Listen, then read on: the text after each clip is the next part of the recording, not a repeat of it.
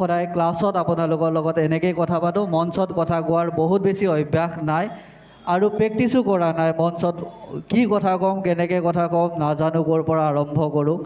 কিন্তু আজি এই সম্বৰ্ধনা অনুষ্ঠানত উপস্থিত থকা আপোনালোক সকলোকে বহুত বেছি ধন্যবাদ জ্ঞাপন কৰিছোঁ যে আমাৰ ওপৰত বিশ্বাস ৰাখি আপোনালোকে ইয়ালৈকে আহিছে।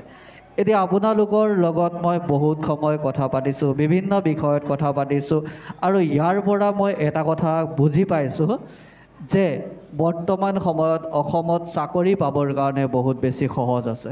সহজ আছেনে নাই? বহুত বেছি সহজ আছে। কাৰণটো মই ইয়াতে কৈ দিম।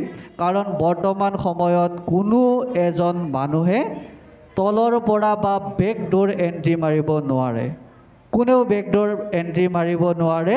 কাৰণ বৰ্তমান সময়ত স্বচ্ছ আৰু নিকা নিযুক্তি প্ৰক্ৰিয়া অসমত আছে। অসমত কোনো মন্ত্ৰী MLA চাকৰি দিব নোৱাৰে।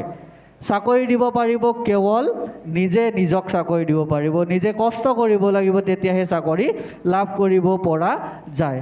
বৰ্তমান বহুত এতিয়া আমাৰ ইয়াত যিমানখিনি আপোনালোক আহিছে, ইয়াতকৈ বহুত বেছি এটা সংখ্যা আমাৰ লগত আছে যিখিনি ইয়াত আহিব পৰা নাই। বহুতে আমাক ফোন কৰিছে যে গাড়ী ভাড়া নোহোৱাৰ কাৰণে মই যাব নোৱাৰিম, আমাৰ ঘৰ দূৰত হয়। এতিয়া ভাবি চাওক, যি ল'ৰাই গাড়ী ভাড়া নোহোৱাৰ কাৰণে ইয়াত আহিব পৰা নাই আজি, সি কেনেকৈ পইচা দি চাকৰি ল'ব পাৰে? সেইটো কেতিয়াও সম্ভৱ নহয়। এতিয়াও বহুত মানুহে মোক ফোন কৰি থাকে, বহুতে কল কৰে যে ছাৰ আপোনালোকৰ কাৰণে আমি চাকৰি পাৰোঁ, বহুত ভাল লাগে। বহুত নিজে চাকৰি পোৱা সেই অনুভৱটো বা নিজেই চাকৰি পাইছোঁ এনেকুৱা ধৰণৰ অনুভৱ হয়। বহুতে ইমান আপোনালোকৰ সেই ব্যাকুলতা বা সিমান উৎসাহিত মাতবিলাক যেতিয়া শুনো, তেতিয়া নিশ্চয় কিবা এটা ভাল কাম মই কৰি আছোঁ সেই অনুভৱটো হয়। আৰু দুগুণ উৎসাহেৰে কাম কৰাৰ সেই হেঁপাহটো মনত জাগি উঠে। আপোনালোকে যি কষ্ট কৰিলে সেই কষ্টটোত আজি আপোনালোক সফল হৈছে। এতিয়া আপোনালোকৰ দায়িত্ব সমাজৰ কাৰণে আহিছে। এতিয়া এই সফলতাটোৱে আপোনালোকক কেৱল সফলতা দিয়া নাই, সফলতাৰ লগতে দিছে দায়িত্ব। এই দায়িত্বটো হৈছে সমাজৰ পিতৃ মাতৃৰ আৰু তোমালোকৰ অনুজসকলৰ বাবে তোমালোকৰ বহুত ডাঙৰ এটা দায়িত্ব আহিছে। এতিয়া বহুতে আপোনালোকৰ কাৰণে আশাৰে বাট চাব। আপোনালোকে কাম কৰি দিব লাগিব তেওঁলোকে বহুত হেঁপাহ, বহুত আশা লৈ আপোনালোকৰ ওচৰত আহিব। এতিয়া কোন মানুহ আপোনাৰ ওচৰত আহিব কওকচোন? যাৰ কিবা এটা কাম থাকিব। যেতিয়া আপোনালোকে কোনোবা এটা অফিচত কাম কৰি থাকিব, কোনোবাই ক'ৰবাত হেৰাই গৈছে, আইতা এজনে ক'ৰবাত হেৰাই গৈছে, কাৰো ওপৰত বিশ্বাস নকৰিব। কাৰ ওপৰত বিশ্বাস কৰিব? পুলিচৰ ওপৰত বিশ্বাস কৰিব। পুলিচক সুধিবলৈ যাব। তেতিয়া আপোনালোকে সেই আইতাগৰাকীক নিজৰ স্থানলৈ লৈ যোৱা।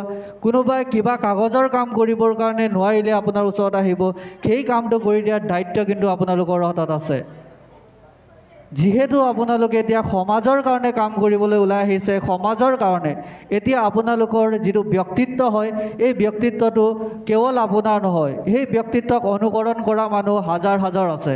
এতিয়া প্ৰতিটো খোজতে, প্ৰতিটো কামতে আপোনালোকে এটা সংস্কাৰ, নিজকে যদিও আপোনালোকৰ কিবা বেয়া গুণ আছিলে, বেয়া অভ্যাস আছিলে, সেই অভ্যাসবিলাক আপোনালোকে সলনি কৰিব লাগিব। কিয় সলনি কৰিব লাগিব? কাৰণ আপোনালোক বহুতৰ আদৰ্শ। এতিয়া বহুতে আপোনালোকক অনুকৰণ কৰিব বিচাৰে। বহুতে হাজাৰ হাজাৰ লোকে আপোনালোকক অনুকৰণ কৰিব বিচাৰে। যদি আপোনালোকে বেয়া দিশ গ্ৰহণ কৰে, তেতিয়াহ'লে আপোনাক যিসকলে আদৰ্শ বুলি গণ্য কৰিছিলে সেই মানুহখিনিও বেয়া হৈ যাব। এই কথা সদায় আপোনালোকে মনত ৰাখিব। মনত থাকিবনে নাই? এই কথা আপোনালোকে সদায় মনত ৰাখিব। যদি আপোনালোকে সেই কাম নকৰে, তেতিয়াহ'লে আমাৰ পিছৰ প্ৰজন্মটো ধ্বংস কৰাৰ কাৰণে দায়ী কিন্তু আপোনালোক হ'ব। আপোনালোকৰ সেই দায়িত্ব আছে আৰু আপোনালোকৰ পুত্ৰ হিচাপে যিখিনি কৰণীয় আছে সেইখিনি কৰিব লাগিব। আজি আপোনালোকৰ পিতৃ মাতৃ আইতা ককা আহিছে, কিন্তু এতিয়া আইতা ককা পিতৃ মাতৃৰ আজি পৰিচয় কি হয়? যদি মই ইয়াত বহি আছে পূজাৰ মাক যদি সোধোঁ, তেতিয়াহ'লে তেখেতে কি বুলি ক'ব? মই পূজাৰ মা আহিছোঁ। তাত গীতাঞ্জলিৰ মা আহিছে, মই যদি সোধোঁ গীতাঞ্জলিৰ মা হিচাপেহে পৰিচয় দিব। আজি আপোনালোকে সকলো নিজৰ পৰিচয় ত্যাগ কৰি আপোনালোকৰ সন্তানৰ পৰিচয় লৈ ইয়াত আহিছে।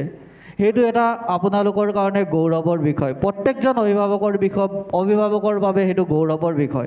আৰু মই বহুত বেছি কথা নকওঁ, কথা কোৱাৰ ধৈৰ্যও নাই চাগে, আৰু আপোনালোকৰ কথা শুনাৰ ধৈৰ্যও নাই। আৰু ক্লাছতো বহুত কথা কৈ থাকোঁ, আৰু আপোনালোকে এতিয়া চাকৰি পালে বুলি ক্লাছ চোৱা বন্ধ কৰি নিদিব, কাৰণ মাজে মাজে চাব, আপোনালোকক আমি কমেণ্টৰ যোগেদি হ'লেও দেখা পাম, ভাল লাগে যেতিয়া আপোনালোকৰ যে কমেণ্ট কৰি থাকে। বহুতৰ মুখখিনি চিনাকি হয়, কাৰণ আপোনালোকৰ কমেণ্ট যিবিলাক কৰি থাকে সেইবিলাক আমি সকলো কমেণ্ট পঢ়োঁ। কেতিয়াবা কি হয়, ক্লাছটো দীঘলীয়া হ'ব বুলিহে কমেণ্টটো পঢ়া নহয়, কিন্তু আমি কমেণ্টবিলাক দেখি থাকোঁ। আপোনালোকে বহুতে ক্লাছৰুম দেখিছে চাগে, ক'ত কমেণ্ট ওলায় সেই কথাও আপোনালোকে নিশ্চয় গম পাইছে চাগে। সেইকাৰণে চাকৰি পোৱাৰ পিছতো আপোনালোকৰ কৰ্মব্যস্ততা বাঢ়িব।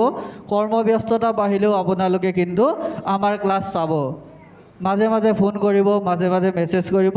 তেতিয়া আমাকো মটিভেশ্যনৰ প্ৰয়োজন হয়, আমাকো অনুপ্ৰেৰণা লাগে।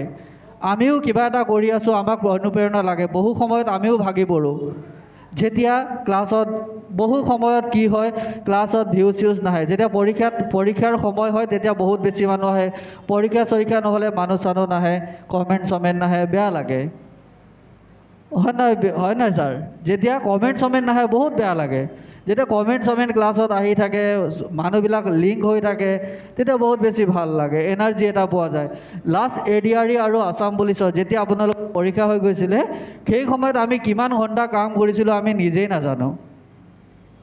কিমান ঘণ্টা কাম কৰিছোঁ নিজেই নাজানো, কাৰণ অফিচত কাম কৰাৰ উপৰিও ঘৰৰ ৰুমত গৈ আকৌ আমি ক্লাছৰ কাৰণে চিন্তা কৰি আছোঁ। কাৰণ সেইটো সময়ত আমাৰ ভিউজো বহুত বেছি ভাল আছিলে, বহুত বেছি কাম হৈছিলে, আৰু বহুত বেছি আমি আপোনালোকৰ পৰা সহযোগ লাভ কৰিছিলোঁ। আৰু বহুত বেছি কথা নকওঁ, শেষত এটাই কথা কওঁ যে আপোনালোকে সদায় সমাজৰ বাবে, দেশৰ বাবে, জাতিৰ বাবে কাম কৰিব, আৰু যিসকল অনুজ আছে সেই অনুজৰ কাৰণে আদৰ্শ হৈ কাম কৰিব। কোনো ধৰণৰ বেয়া কাম নকৰে, সেইটো মোৰ আপোনাৰ ওপৰত বিশ্বাস আছে। তাৰে কামনা কৰি মোৰ আজিৰ এই চমু দুআষাৰ ইমানতে সামৰণি মাৰিছোঁ। ইয়াৰ পিছৰ যিটো কাৰ্যসূচী আছে, আমাৰ ফটো আছে, খোৱা বোৱা আছে, সেইখিনি আমি সকলোৱে লগতে কৰিম। বহুত বহুত ধন্যবাদ।